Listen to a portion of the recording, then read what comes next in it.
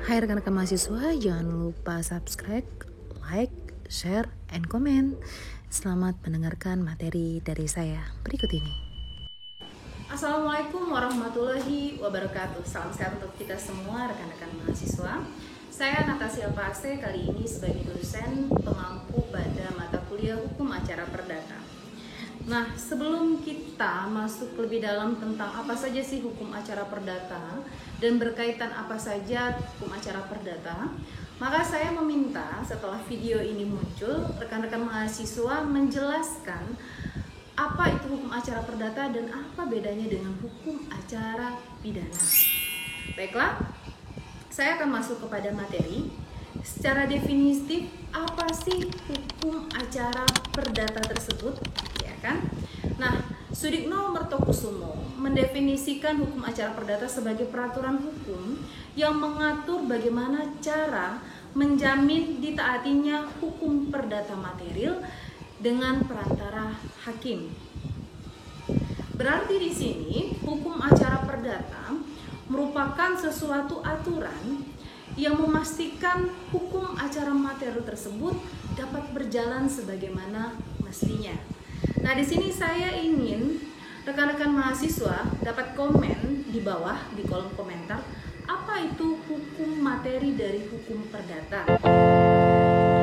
Kemudian, Wiryono Projodikoro mendefinisikan hukum acara perdata sebagai rangkaian peraturan yang memuat cara bagaimana orang harus bertindak terhadap dan di muka pengadilan dan cara bagaimana pengadilan itu harus bertindak. Nah, artinya kalau menurut ahli Wiryo tadi bahwa hukum acara perdata itu mengatur bagaimana kita bertindak dan bagaimana kita berbuat di depan pengadilan. Nah, semuanya itu untuk melaksanakan peraturan hukum perdata.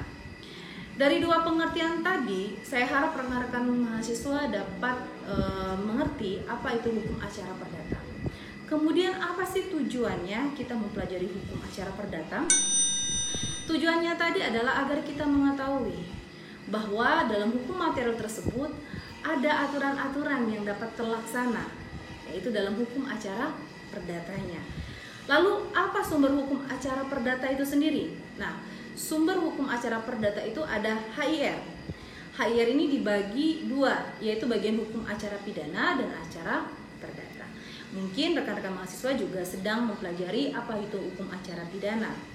Kemudian RBG. Apa sih itu RBG?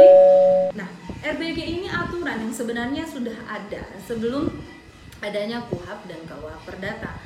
RBG yang ditetapkan dalam pasal 2 Ordonansi 11 Mei 1927 adalah pengganti berbagai peraturan yang berupa reglemen yang tersebar dan berlaku hanya dalam suatu daerah tertentu saja. RBG berlaku untuk di luar Jawa dan Madura. Jadi rekan-rekan harus memahami apa perbedaan HIR dan RBG. Kemudian RF, Reglement of the Burgerlijk Recht for the Ring. Artinya adalah reglemen yang berisi ketentuan-ketentuan hukum acara perdata yang berlaku khusus untuk golongan Eropa dan yang dipersamakan dengan mereka untuk berperkara di muka Raad van Justice dan Resident Guards. Oke. Kemudian ada BW, Burgerlijk Wetboek. Mungkin rekan-rekan mahasiswa sudah paham apa itu BW tadi. Nah, kalau bahasa awam menyebutnya dengan Kitab Undang-Undang Hukum Perdata. Kemudian ada WVK, Wetboek van Koophandel. Apa itu tadi? Atau dikenal dengan Kitab Undang-Undang Hukum Dagang. Jadi Kitab Undang-Undang Hukum Dagang itu menjadi satu dalam hukum acara perdata. Kemudian ada berbagai peraturan-peraturan lainnya yang berkaitan dengan hukum acara perdata. Ada Undang-Undang Nomor 20 Tahun 1947 tentang peradilan ulangan di Jawa dan Madura. Kemudian Undang-Undang Darurat Nomor 1 Tahun 1951.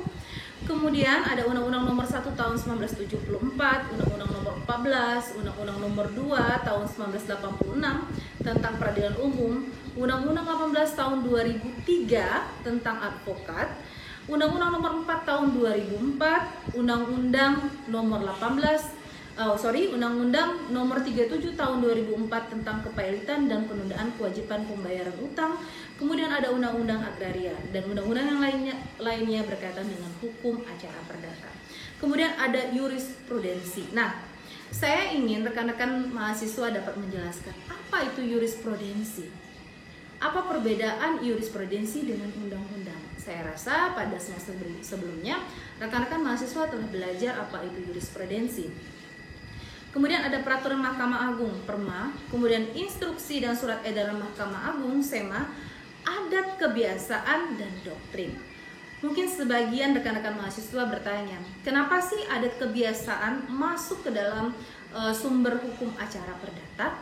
Nah, adat kebiasaan yang ada di masyarakat kita terkadang diakomodir dalam hukum adat, sehingga hukum adat sendiri masuk ke dalam sumber hukum acara perdata.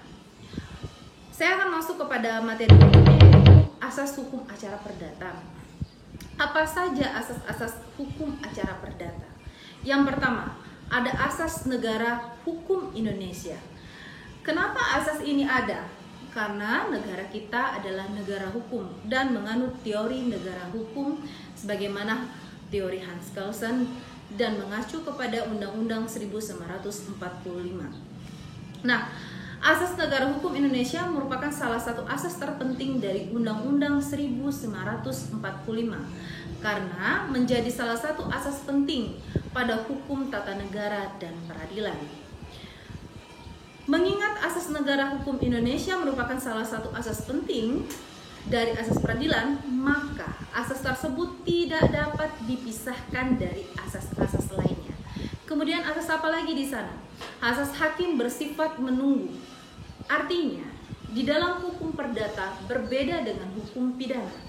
Jika dalam hukum pidana, hakim bersifat aktif menggali, sedangkan di dalam hukum perdata, hakim bersifat pasif atau menunggu. Hal ini diatur dalam pasal 10 Undang-Undang Nomor 48 Tahun 2009 dan pasal 142 RBG garing pasal 118 HIR.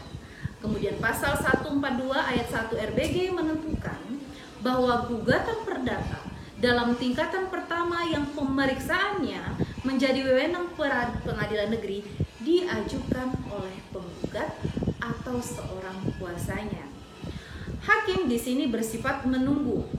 Artinya, inisiatif pengajuan gugatan berasal dari pihak yang berkepentingan. Begitu juga dalam proses persidangannya, hakim bersifat pasif di sini, ya. Nah, semua pembuktian itu diajukan oleh kedua belah pihak. Yang ketiga itu tadi hakim bersifat pasif. Berdasarkan ketentuan pasal 4 ayat 2 Undang-Undang Nomor 48 tahun 2009, hakim di dalam pemeriksaan perkara perdata bersikap pasif. Tadi saya sudah menjelaskan apa itu pasif. Nah, hakim wajib mengadili seluruh tuntutan dan dilarang menjatuhkan putusan terhadap sesuatu yang tidak dituntut. Artinya di sini di dalam gugatan misalnya kita hanya menuntut penetapan, akan tetapi tidak meminta adanya eksekusi, maka hakim tidak boleh memutus adanya eksekusi dalam penetapan atau putusan tersebut. Kemudian para pihak yang berperkara bebas pula untuk mengajukan atau tidak mengajukan upaya hukum. Di sini para pihak diberikan waktu 14 hari setelah putusan pengadilan untuk mengajukan upaya hukum banding atau upaya hukum lainnya. Itu yang perlu rekan-rekan mahasiswa pahami. Kemudian dalam persidangan, dalam hukum acara perdata, persidangan terbuka untuk umum. Nah, ketentuan tersebut diatur dalam Undang-Undang Kekuasaan Kehakiman. Kemudian mendengar kedua belah pihak. Kewajiban mendengar kedua belah pihak itu merupakan asas dalam hukum acara perdata. Asas ini juga diatur dalam Undang-Undang Kekuasaan Kehakiman, kemudian pasal 145 dan 157 RPK, pasal 121 dan 132 HIR. Pengadilan harus memperlakukan kedua belah pihak sama memberikan kesempatan yang sama. Jika pihak penggugat diberikan kesempatan pembuktian, maka pihak tergugat pun harus diberikan kesempatan pembuktian. Sampai di sini saya rasa teman-teman sudah cukup memahami beberapa azas. Kemudian azas yang keenam, putusan harus disertai alasan. Artinya, ketika hakim memutuskan, maka harus ada alasan kenapa suatu gugatan itu ditolak dan kenapa suatu gugatan itu diterima. Harus ada dalil-dalil hukumnya, fakta persidangan, kemudian teori, serta peraturan-peraturan yang menunjang di dalamnya. Kemudian tidak ada keharusan mewakilkan dalam beracara. HIR tidak mewajibkan para pihak untuk mewakilkan penyelesaian perkara kepada orang lain. Nah, orang lain di sini biasanya kepada advokat. Dalam hukum acara perdata tidak ada kewajiban untuk mewakilkan dalam beracara. Kemudian peradilan secara sederhana, cepat, dan biaya ringan. Nah, ini sering kita dengar semboyan di pengadilan adalah sederhana, cepat, dan biaya ringan. Dalam hukum perdata, asas ini benar-benar menjadi acuan dalam pelaksanaannya. Itu tersebut dalam Undang-Undang Kekuasaan Kehakiman, kemudian pasal 2 ayat 4 dan pasal 4 ayat 2 mensyaratkan adanya asas penting dalam hukum acara perdata, yaitu sederhana, cepat, dan biaya ringan. Sederhana yang dimaksud seperti apa? Pemeriksaannya harus cepat atau harus sesingkat mungkin. Kemudian waktunya pun harus cepat, dan biaya yang harus dibebankan kepada para pihak itu tidaklah mahal atau biaya ringan. Nah, jika ada yang bertanya, tapi Bu, ketika kita mengajukan suatu gugatan, biasanya biaya perkaranya mahal, tergantung radius dan segala macam. Nah, itu diatur dalam peraturan Mahkamah Agung atau surat edaran lainnya. Nah, rekan-rekan mahasiswa, tidak terasa bab 1 telah selesai. Kita akan membahas lagi tentang gugatan pada pertemuan berikutnya di bab 2. Apa sih itu gugatan? Kemudian apa saja yang termasuk di dalam gugatan dan bagaimana cara membuat gugatan? Saya akan memberikan rekan-rekan mahasiswa tugas untuk membuat gugatan sederhana dan akan kita bahas di kolom grup, yaitu grup WA, dan silakan komentar pada kolom komentar di bawah. Terima kasih, semoga Allah selalu melindungi kita. Salam sehat dan semangat selalu. Assalamualaikum.